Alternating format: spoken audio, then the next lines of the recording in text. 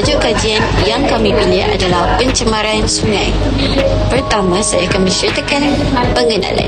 Pencemaran merupakan suatu peristilahan bagi kemasukan haba-haba pencemar seperti bahan kimia hingga haba cahaya dan tenaga di alam sekitar yang mengakibatkan kesan memusnahkan sehingga membahayakan kesihatan manusia, mengancam sumber alam dan ekosistem serta mengganggu ameniti dan kepenggunaan alam sekitar. Seterusnya adalah sungai. Sungai turut disebut patang air atau batang kali bahasa Inggeris iaitu river, merupakan sejenis saluran air stabil yang besar. Seterusnya, saya akan menceritakan tentang objektif.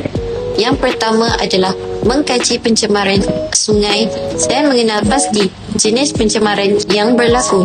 Yang kedua, menyelidik punca dan kesan pencemaran sungai yang berlaku di Malaysia.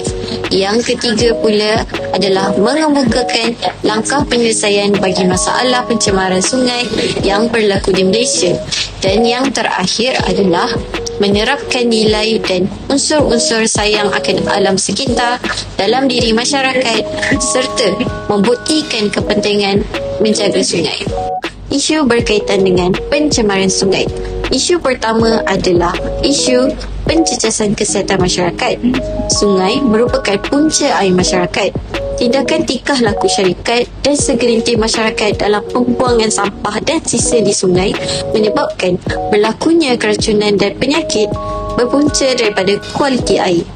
Sebagai contoh, pencemaran Sungai Kim Kim di Pasir Gudang Johor Bahru yang berpunca dari pencemaran sisa bahan kimia oleh syarikat P-Tech Resources Sdn Bhd sehingga menjejaskan kesihatan lebih daripada 2,000 orang awam dan menyebabkan 111 sekolah di Pasir Gudang ditutup. Mangsa Irfan Wafiq dan Hamwazir yang berumur 16 tahun kini masih menanggung penderitaan kerana perlu bertongkat setelah disahkan menghidap penyakit mycomia, iaitu sejenis penyakit yang menyebabkan badan menggeletar akibat pencemaran itu. Seterusnya, isu berkaitan dengan pencemaran sungai adalah isu menjejaskan ekonomi. Sungai merupakan salah satu punca pendapatan masyarakat dan negara. Tingkah laku masyarakat dalam pembuangan sampah dan air kumbahan di sungai bukan sahaja menjejaskan pendapatan serta menjatuhkan imej negara. Sebagai contoh, pencemaran sungai di Kampung Permatang tepi laut, Bayan Lepas. Presiden Persatuan Pengguna Pulau Pinang, Muhyiddin Abdul Kadir berkata, masalah itu dipercayai berpunca daripada air kumbahan dan sampah sarap yang dibuang sebelum dibawa arus ke laut menerusi sungai itu. Selain membabitkan alam sekitar, pencemaran itu turut mengancam hidupan laut di kawasan tangkapan nelayan terbabit. Hasil seperti ikan, udang, kerang dan siput yang menjadi sumber tangkapan utama nelayan ini diancam keupusan dan berkurangan sekaligus menjejaskan hasil pendapatan sehingga 50% setiap kali turun ke laut. Jika punca masalah ini dibiarkan, sumber pendapatan dan kehidupan nelayan akan terjejas dengan lebih serius lagi pada masa hadapan. Maka kami memilih topik pencemaran sungai ini sebagai kajian kami. Antara faktor-faktor yang membawa kepada pencemaran sungai ialah pembinaan bangunan di kawasan bandar, penebangan hutan secara meluas dan juga perkembangan industri pelancongan.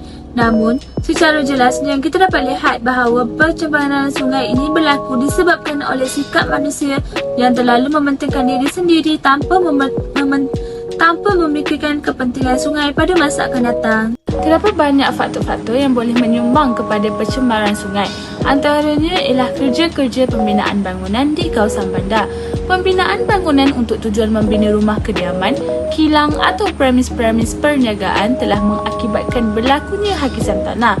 Hakisan tanah yang berlaku secara berterusan menyebabkan aliran lumpur apabila berlaku hujan lebat yang seterusnya membawa bahan-bahan hakisan tersebut sebelum ianya dimendapkan ke dalam sungai. Hal ini menyebabkan air sungai boleh berubah warna menjadi keruh dan kekuningan, di samping ianya dapat menyebabkan dasar sungai menjadi semakin cetek.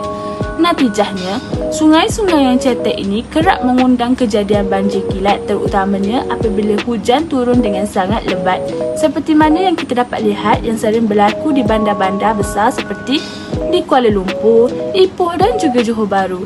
Kejadian seperti ini dapat mengancam banyak nyawa dan merosakkan harta benda. Memandangkan kerja-kerja pembinaan tanpa kawalan ini menjadi salah satu punca pencemaran sungai di bandar-bandar, maka tindakan tegas perlu dikenakan kepada pemaju-pemaju perumahan yang menyebabkan gejala tersebut berlaku tanpa menunggu akibat yang lebih teruk yang boleh menyebabkan nasi sudah menjadi bubur, supaya mereka ini tidak lagi bersikap lepas tangan. Pencemaran sungai juga berlaku apabila terdapatnya aktiviti penebangan hutan secara meluas tanpa kawalan oleh pihak yang berwajib.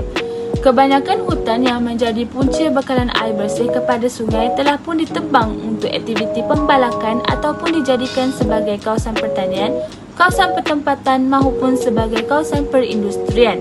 Akibat pemusnahan kawasan hijau ini, bekalan air ke sungai-sungai semakin berkurangan dan menjejaskan sumber air untuk kegunaan orang ramai. Hakisan tanah juga akan berlaku dan dimendapkan di sungai-sungai yang berhampiran apabila hujan turun. Kesannya, air sungai akan tercemar dan bertukar menjadi contoh. Sungai Pahang yang dahulunya jernih dan sesuai dijadikan kawasan beriadah umpamanya, kini telah menjadi keruh dan tidak lagi sesuai untuk dijadikan kawasan mandi-manda. Malahan, para pelancong juga tidak akan menjadikan sungai sebagai salah satu tarikan dan destinasi utama mereka disebabkan oleh pencemaran tersebut. Oleh itu, untuk mengekalkan keindahan sungai di negara kita, aktiviti penebangan hutan yang menjadi punca pencemaran sungai perlu dikawal oleh pihak yang berwajib. Sementara itu, jika dilihat dari sudut pandang yang berbeza, perkembangan industri pelancongan di negara kita juga turut menyumbang kepada pencemaran sungai.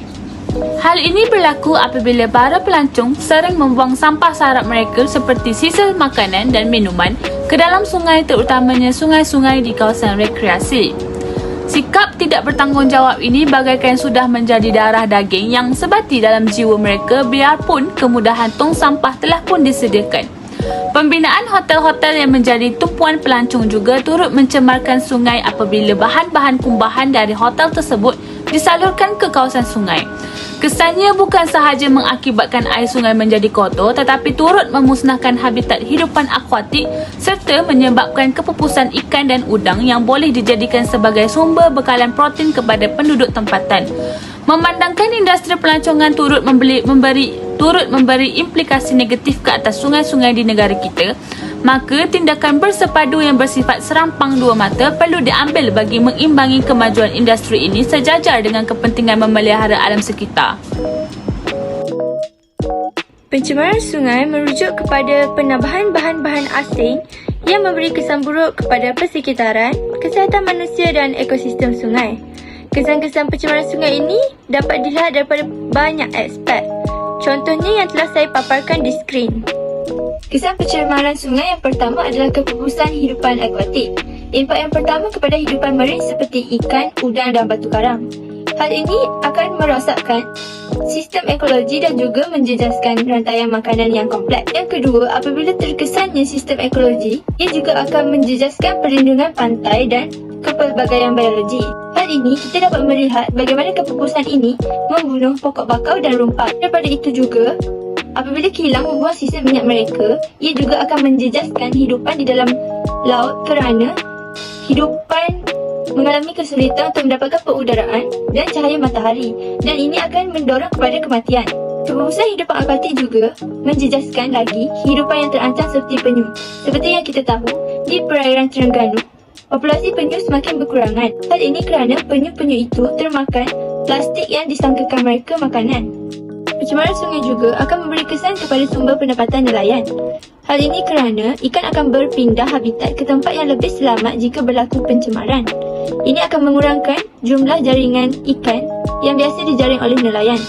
Seterusnya, tumpahan minyak juga bukan sahaja akan menjejaskan hidupan marin, tetapi juga akan merosakkan peralatan nelayan. Dan apabila pencemaran itu berlaku, kos pemeliharaan akan menjadi lebih tinggi untuk memulihkan persekitaran dan ekosistem. Hal ini kita dapat lihat, ia bukan sahaja memberi kesan kewangan kepada nelayan tetapi juga kesan sosioekonomi. Menurut laporan Program Alam Sekitar Bangsa-Bangsa Bersatu, lebih daripada 1.4 juta penduduk di seluruh dunia menghadapi kesulitan untuk mendapatkan sumber air yang bersih.